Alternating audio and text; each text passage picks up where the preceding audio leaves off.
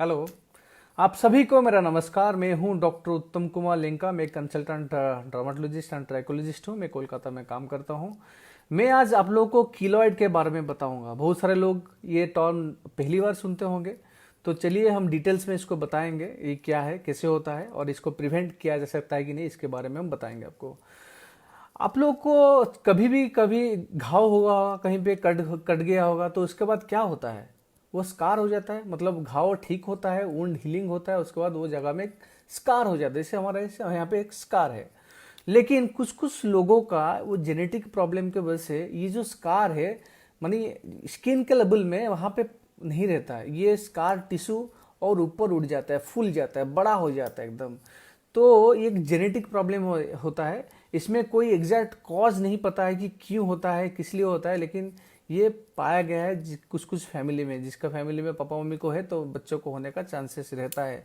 इसमें क्या होता है, आप कहीं पे सपोज सर्जरी हुआ, जैसे यहाँ पे आपका कोई कार्डियक सर्जरी हुआ, कहीं आपका ईयर पियर्सिंग किए, कान फूटा है, अब कहीं पे आपका घाव हो गया, कहीं पे आपका इन्फेक्शन हो गया, वो जगह में नॉर्मली जब सूखने लगता है तो नॉर्मल लोग का तो प्लेन स्कार होता है। लेकिन जिन लोग का ये प्रॉब्लम रहता है, किलॉइड का प्रॉब्लम रहता है, उनका जो इन्हिबिटरी सिस्टम यानी बॉडी का जो सिस्टम है वो उसको समझ नहीं पाता है। जैसे कि अगर घाव हील हो रहा है ना, तो जब स्किन के लेवल में आ रहा है, सपोज घाव है, गड्ढा है, घाव धीरे धीरे भर रहा है, तो जब स्किन के लेवल में आ जाता है तो बॉडी उसको इन्फॉर्म करता है ब्रेन को कि देखो ये घाव अभी ठीक हो गया है, स्किन के लेवल में आ गया है, अभी और कोलाजन टिश्यू या और न्यू टिश्यू नहीं बनाना है।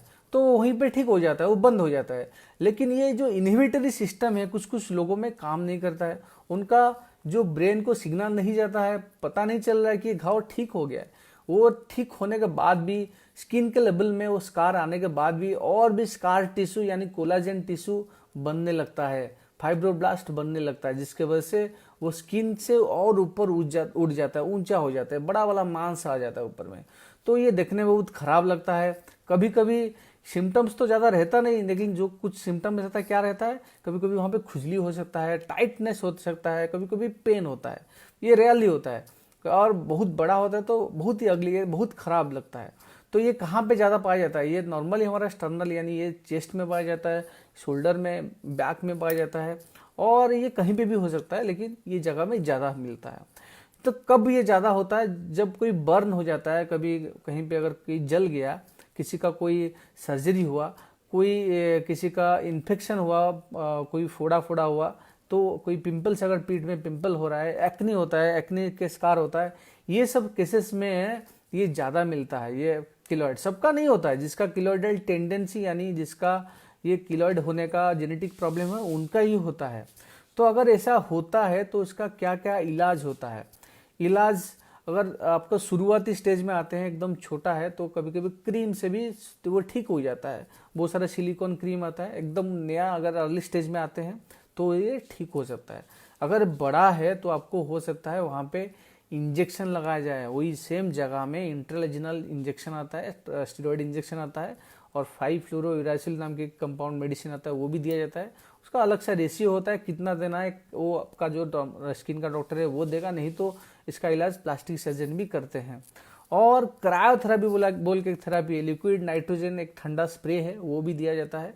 लेकिन ये एक सेशन में ठीक नहीं होता है, ये थोड़ा प्रॉब्लमेटिक है, तो ये बार बार सेशन लेना पड़ता है। कभी कभी एक दो सेशन में जो अर्ली स्टेज में है, शुरुआती स्टेज में आया है तो ठीक हो जाता है। लेकिन अगर किसी का पुराना है तो ये मल्टीपल सिटिंग लग सकता है, इसको दिमाग में रखिए। 4 से 6 हफ्ते के बाद आपको बुलाया जाएगा और ये सेशन दिया जाएगा। और क्या ट्रीटमेंट होता है आपका, आजकल एडवांस ट्रीटमेंट है laser therapy, carbon dioxide fractional laser treatment होता है, इससे भी हो सकता है। और क्या होता है आपका, सर्जरी नॉर्मली इसमें नहीं किया जाता है, क्योंकि सर्जरी के बाद भी ये किलॉइड दोबारा हो सकता है। इसीलिए अगर कोई बहुत बड़ा किलॉइड है और उसको सर्जरी करके थोड़ा डीप बल्किंग किया जाता है, मतलब बड़ा वाला टिश्यू मांस को थोड़ा काट के निकाल देते हैं, फिर उसके बाद जो छोटा रहता है उसके अंदर इंजेक्शन दिया जाता है, और कभी कभी रेडियोथेरेपी भी दिया जाता है। तो और ज़्यादा कुछ इसमें ट्रीटमेंट नहीं है, यही है ट्रीटमेंट, इधर कुछ क्रीम, नहीं तो हाँ और एक होता है प्रेशर गारमेंट होता है, यानी अगर आपका किलोइडल टेंडेंसी है पता चलता है तो कोई भी सर्जरी के बाद तुरंत ही प्रेशर गारमेंट यानी सिलिकॉन जेल सीट आता है, नहीं तो प्रेशर देके उसको बैंडेज किया जाता है, क्योंकि कभी लूज रहता है तो वहाँ पे किलोइड ज़्यादा फॉर्मेशन हो जाता है। तो इसका कोई एग्रीवेटिंग फैक्टर है क्या? किसी किसी का ज़्यादा होगा, और सपोज किसी का किलोइडल टेंडेंसी है उसका ज़्यादा होगा कि कम होगा, कैसे क्या कुछ फैक्टर है जानने के लिए? हाँ, कुछ फैक्टर है। जैसे कि अगर कोई जगह में हेयर ज़्यादा है, चेस्ट में है, और अगर वहाँ पे कोई इंजरी होता है तो कोशिश करिए कि उसको जल्दी से जल्दी ट्रीटमेंट करने के लिए, नहीं तो हेयरी रीजन में वो किलोइड ज़्यादा होता है। अगर किसी का ऑयली स्किन है तो सपोज किसी बॉडी में ऑयली स्किन की वजह से ज़्यादा पिंपल हो रहा है तो ज़्यादा जल्दी से जल्दी उसको इलाज करिए, पिंपल का ट्रीटमेंट करिए, नहीं तो पिंपल यानी जो पिंपल कभी कभी बड़ा इन्फेक्शन होकर फोड़ा हो जाता है, वहाँ से भी आपका किलोइड हो सकता है। मल्टीपल किलोइड, बहुत सारा छोटा छोटा किलोइड पूरा चेस्ट में, बैक में भरा रहता है, ऐसे हमारे पास बहुत पेशेंट आते हैं। तो और क्या हो सकता है? अगर आपका कोई रिकरेंट इन्फेक्शन हो रहा है, बार बार इन्फेक्शन हो रहा है, तो उसका भी इलाज कराइए, डॉक्टर के पास जाके तुरंत इलाज कराइए क्यों हो रहा है इन्फेक्शन, नहीं तो ये इन्फेक्शन जब हील होता है तभी ये किलोइड हो सकता है।